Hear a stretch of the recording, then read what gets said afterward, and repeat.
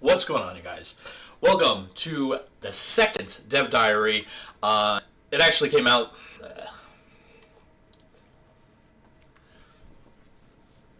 What's going on, you guys? Welcome to Dev Diary log number 2, A Matter of Perspective. I love that they're keeping the starty here, 23724.7. Nice, I like it. Okay, awesome. So, where we go?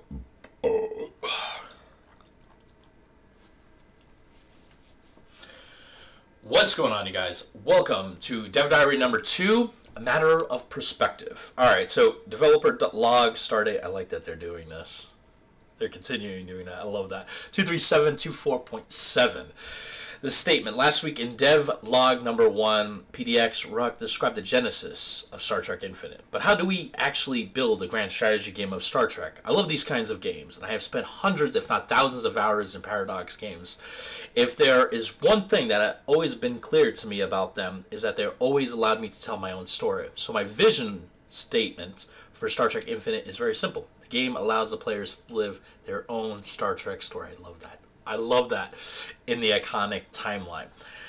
What is not simple is to execute it. Difficult decisions need to be made. The first 3 of these being when, who, and where. When. Of the 3 questions, the real difficulty was to answer when. In reality, we considered all options, but the final choice was between 2. The Archer error, and the Picard error. Archer had many reasons to be the winner, but our statement was clear. We wanted the player to live their own Star Trek story. We felt that if we focused on this error, the player was going to be able to live their story as the Federation, and Star Trek is much more than the Federation. The Next Generation era brings a lot of other challenges, but the political map is presented was the perfect canvas for the player to experience different civilizations' point of view and develop their own story. The choice was clear. And I agree with that choice. The reason why I agree with the Next Generation time frame was, well, as much as I love Star Trek Enterprise, incredible series, hope they add season number 5, that would be insane. This is the second golden age of Star Trek. So we might see 1 or 2 more series being announced, and hopefully Star Trek Enterprise season 5 is one of them. Anyway, in Star Trek Enterprise, right, it's a good time frame, right? You have the beginning of the Federation, the Romulan War, and then, and you're about 100 years before Kirk. So you're not going to see the Constitution class for a while. And it's going to be a long time before you see Galaxy class or Excelsior class starships.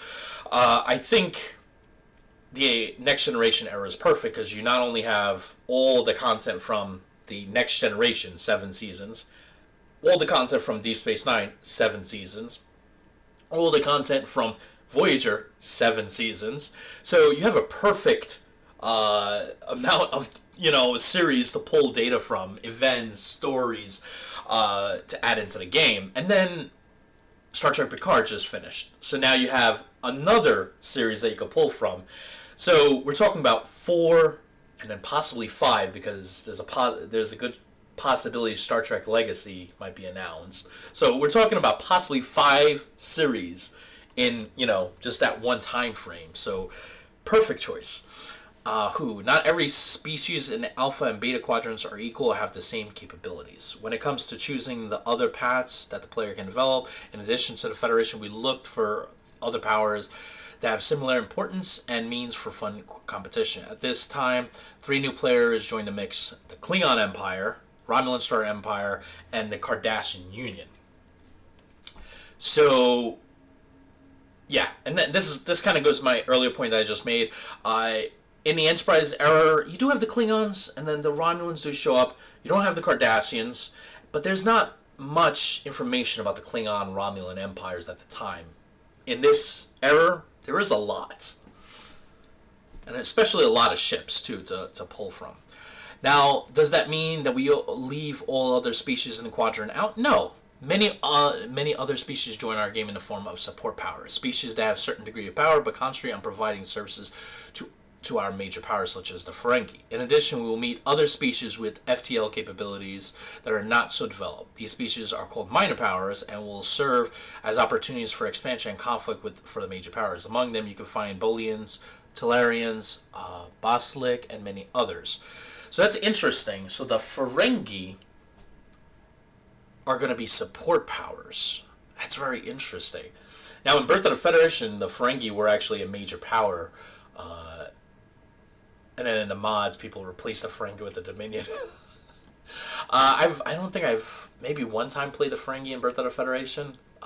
So, you know, I agree with that decision there. I would say they're more of a support. Yeah. All right. Where?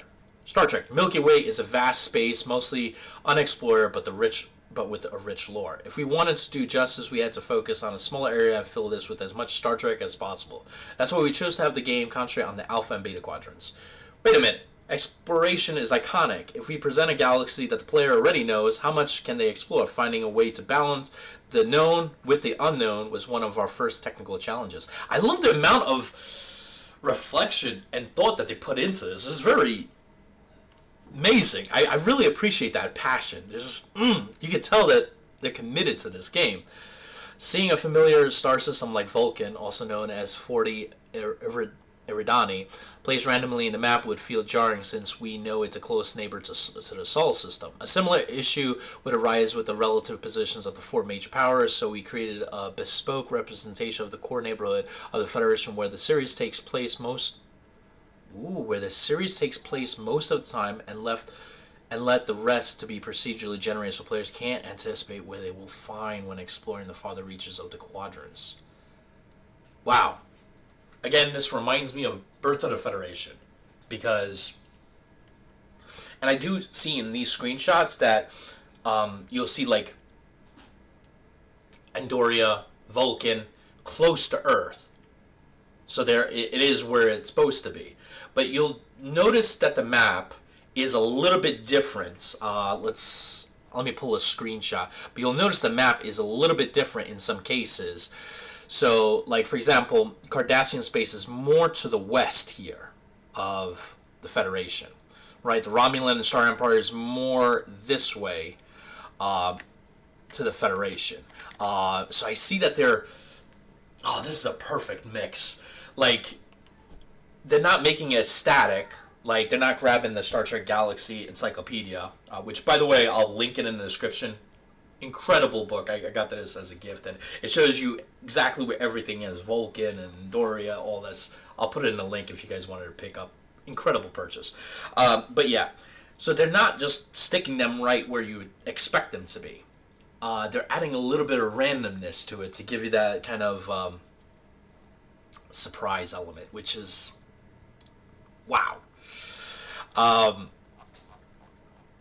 This is amazing. I just, wow. All right. But those three questions were just the beginning, and many decisions follow. Warp being the one that changed everything.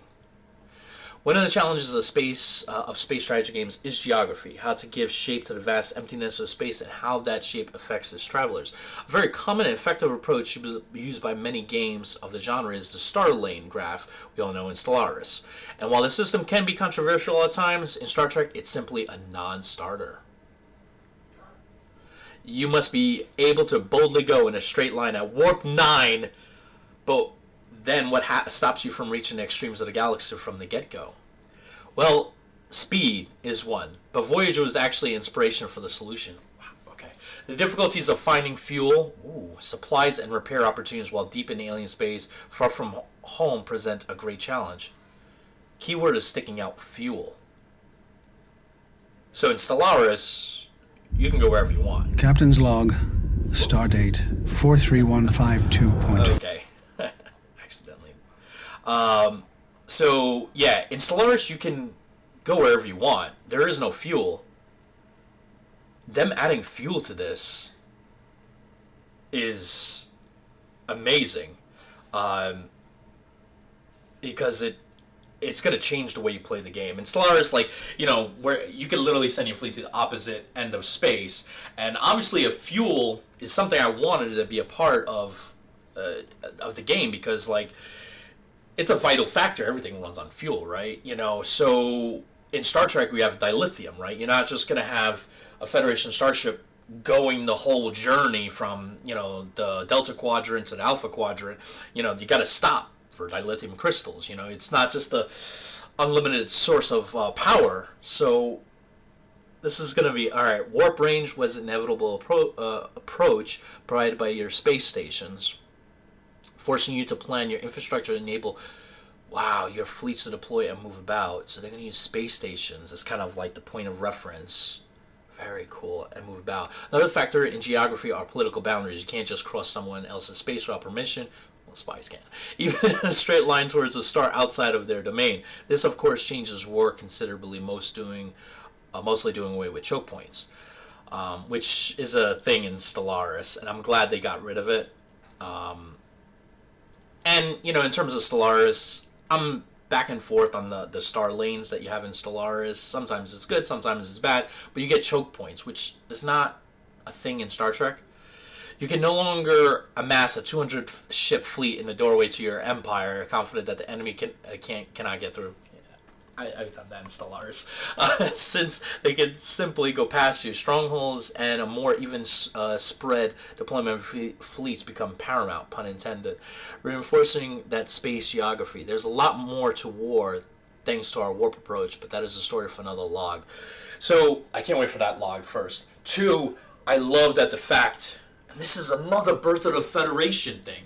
So in Birth of the Federation, the way they handled fuel was you had your outposts, right? You built an outpost and your ship can go even further, right? So you build another outpost here, the ship can go further. Oh, man. I'm just, wow, by this. And I really look forward to them going further, and I really love that the star lanes were not used, because I've done that in Stellaris where I had a 100k fleet right to the border of my space. And again, that's not Star Trek. And it's not even consistent with space because, you know, balance of power. Another thing that comes with the territory of the Picard era is the political stage of the Alpha and Beta quadrants. Unlike many strategy games in the Star Trek universe, constant all-out war is something even sworn enemies strive to avoid. There are reasons to seek peace, to quell the tensions between the powers, and in part, this tension is kept by a constant balance with no single major power ever gaining a definitive advantage over the others.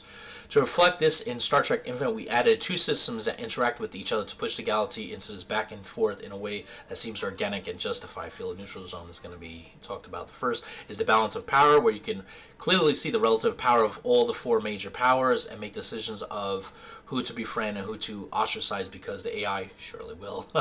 The other system is Galactic Tension. I love this system. This is very similar to the Heart of Iron system. Because the war does not affect only those involved in it. War pushes all factions into uncertainty and instability, which in turn puts them under threat too. The longer the duration of the war, the more extreme measures will be considered. Oh, wow. And the less you can trust that the crosshairs won't fall on you next. Wow. Any action of aggression and violence increases this tension. And any move for collaboration and conciliation reduces it. If you let it go too far, society itself may crumble.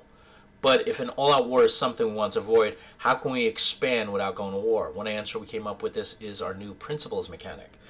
I wanted to be brief, much like sitting down to watch just one episode of TNG. Time flew and we ended up going through a lot.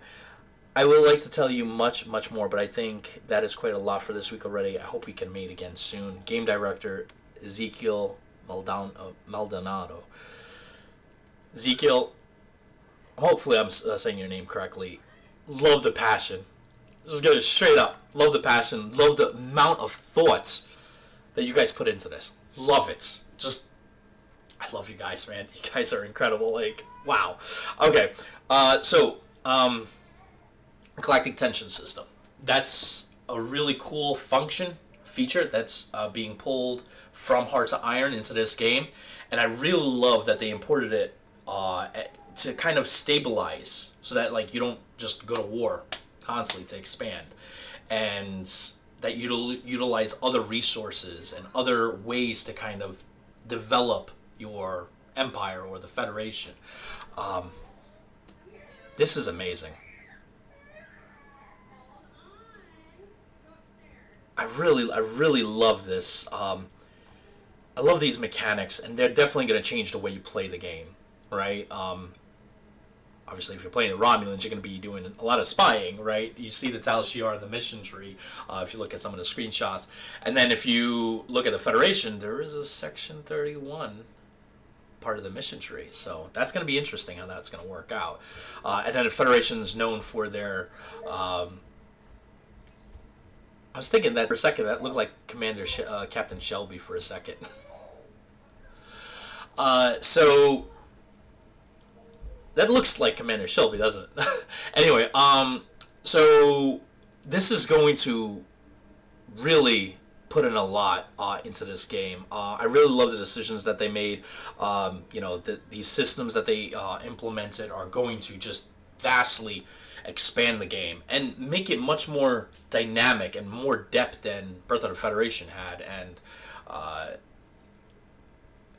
one thing I'm just realizing now, this game is going to be the greatest game of all time for me, because Birth of the Federation is my number one all-time favorite game ever made, and this game looks to do Birth of the Federation modern with more systems, better systems. So all I can say is dreams can come true. They can happen to you. Wow. Anyway, hopefully you guys enjoy this. I can't wait for next week's Dev Diary. I really love all these things that they put in. Warp travel, these other systems like the balance of power, and what was the other one that we were looking at earlier? And then using the Ferengi as a support. You also have the minor races. I'm curious if the minor races can become major. Like, can they take over or develop into their own little federation? I'm very curious about that.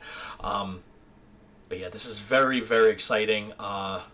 And I do have a couple more videos coming for Star Trek Infinite.